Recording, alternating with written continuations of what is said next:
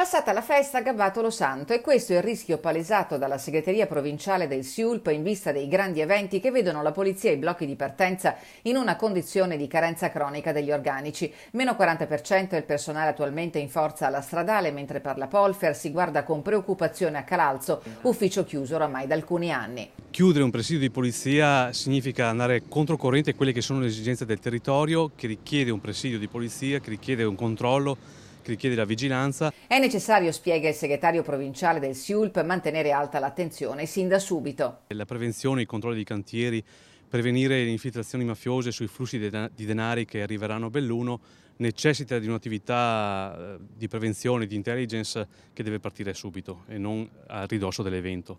Per questo il SIULP nelle scorse settimane si è confrontato con i parlamentari bellunesi Badole e De Menec. A loro è stato chiesto di sostenere l'iniziativa del sindacato sul dossier organici, culminato con un piano di rinforzo che porterà all'emissione di 25 nuovi agenti in provincia, che non bastano però considerati pensionamenti a breve e medio termine. Belluno ha un'età anagrafica piuttosto elevata e quindi necessita di continue immissioni di personale, perché siamo giunti al paradosso che ci sono i mezzi, gli strumenti, ma non c'è il personale per far fruttare questi strumenti tecnologici.